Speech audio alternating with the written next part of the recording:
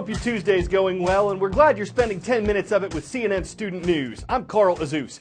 There's a legal case playing out between the U.S. government and a technology company, and it's lit up a nationwide debate about national security versus information privacy. Syed Farook was one of the two terrorists who carried out an attack in California that killed 14 people in December. The Federal Bureau of Investigation recovered his iPhone, and a U.S. court has ordered the Apple company to help agents hack it to get more information about the terrorist and his plans.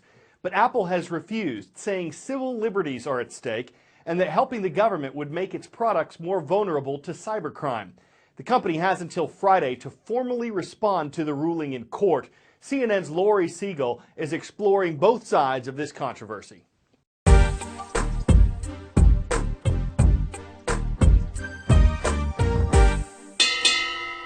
So a California court ruled that Apple needs to help the FBI break into the phone of one of the San Bernardino shooters. Now, as Tim Cook puts it, essentially hack our own user's iPhone. Okay, well, here's how the FBI puts it. They're asking for access to the phone of a known terrorist to get valuable information. Yeah, but here's the thing. It's not like Apple knows his password, and iPhones erase after the wrong password is entered 10 times. What the court wants Apple to do is to actually create new software that would allow the FBI to guess the password an unlimited number of times. Look, investigators in the terror attack already made the case that they need access to the phone, and it was granted. Apple's just not letting them in. The government essentially wants Apple to create a backdoor. Okay, wait a sec. The FBI is not calling it a backdoor. They're saying one-time access to the phone of a known terrorist. The court ruling wasn't for Apple to break into every iPhone, just this one iPhone. Well, let me explain the tech side. Apple says once you've made the new software, it's essentially Pandora's box. It exists. It can be used to help the good guys, but here's the scary part. It could also be used to help the bad guys break into any iPhone. But Apple has helped law enforcement dozens of times in the past. Yes, but that was an older operating system. Apple was simply able to extract the data, but the newest software is actually more secure. Without cracking the password, they can't access anything. That's not true. Technically, it's possible. Apple could build custom firmware for that. Right, but think about the question that raises. Does this ruling give the government the ability to force Apple engineers to actually write new code? That sets a major precedent. Look, investigators have already gotten key location data from this phone using cell towers. And the shooters had ties to ISIS, contacts, messages, all of that information is locked away in this thing. That's because it's encrypted, which is important for customer safety. The suspect is dead, so that gets around the privacy provisions. He didn't buy the phone. It was actually his work phone supplied to him by the local government. There's a lot at stake and a lot of sympathy for these victims. For Apple and the FBI, this case is a battle in the making for years. The outcome will set major precedent. Hunger is a problem that exists in every country of the world, and yet it's estimated that 1/3 of all of the food produced for people to eat is lost or wasted, 33%. Food loss usually happens early in the chain. It's when food gets spoiled, spills, or wilts before it gets to consumers. Food waste happens later, when something's safe to eat, but it gets thrown out anyway. Consumers take a lot of the blame here, especially in wealthier countries. People buy more than they eat and then just toss it out. But restaurants and grocery stores also worsen the problem. They may throw away food that people didn't purchase by the sell-by date, or they may be concerned about being sued if they do give food away and someone who eats it gets sick. The U.S. has a law on the books passed in 1996 that aims to encourage companies to donate food and groceries to charities, and it protects the donors from lawsuits if someone does get sick.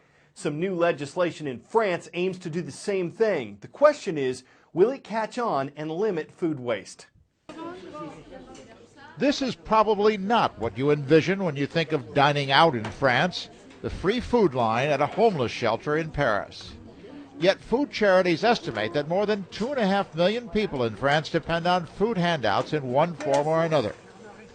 At the same time, restaurants, food stores, and French families dump tons of still edible food products into the trash each year, something that has produced what some say now is a sad and far too common sight: scavengers going through other people's discards looking for something to eat. Some markets and stores have tried to discourage the scavenging. But now, in part, that is about to change. A new law here requires larger supermarkets to strike deals with local food banks to donate unsold food to help feed those in need. It's estimated that the French waste 7 million tons of food products each year. 700,000 tons of that is from supermarkets, which typically throw out food products when they reach their best before date. But best before does not mean spoiled. The food's still safe to eat. One large supermarket chain, which has fought against food waste for years, applauds the new law, especially since it will clear up legal liability issues that could arise from donating unsold food. In fact, when you have, for example, 20 days to sell a product, and if you did not sell the product after 15 days, what you can do, you can cut the price and make an offer for your customer. Before 2 days before expiring date, you just have to donate it.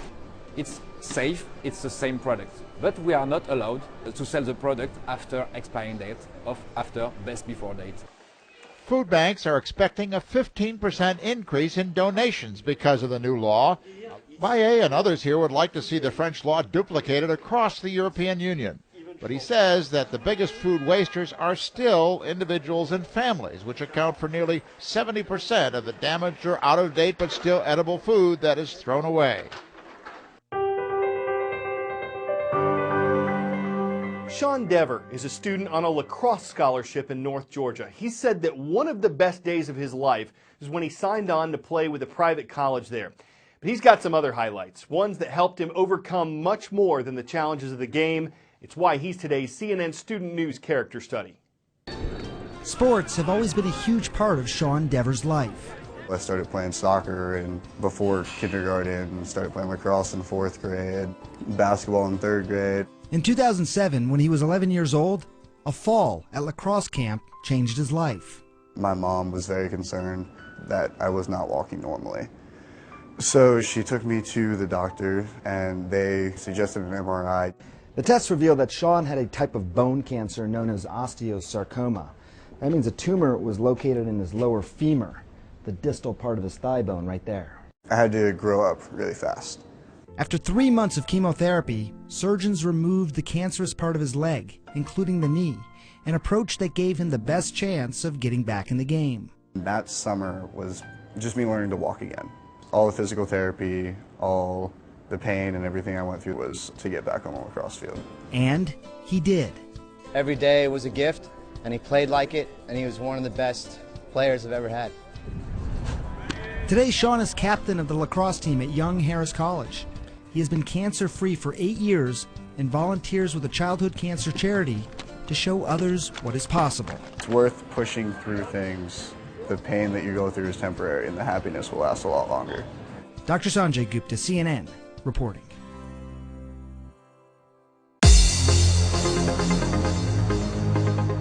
For the first time on our roll call, Greece is the word, y'all. We're paying a visit to the nation's capital of Athens, where we're happy to see the American Community Schools of Athens. Thank you for watching. Next, there's always hope in North Dakota, the city of Hope. It's the home of Hope High School and the Spartans. And in northwestern Louisiana, we come to the town of Houghton. Hello to the Buccaneers of Houghton Middle School. Okay, so it's cold outside. We've got cabin fever, some softball equipment, and snowmobiles. Hey, I know, snowmobile softball. Take a swing, fire up your vehicle, and ride to first base. Is it safe? Probably less safe than softball. Is there strategy? One writer says no. But it is a way for folks near Greenville, Wisconsin to get outside, and the proceeds, yes, this event raises money, they go toward equipment and maintaining snowmobile trails. Got to be the last place where you'd want to drop your mobile. Are there slides? There are skids. Are there baselines? There are tracks. Catchers probably run away from plays at the plate, but the field is always machine groomed. I'm Carl Azuz, and we're out.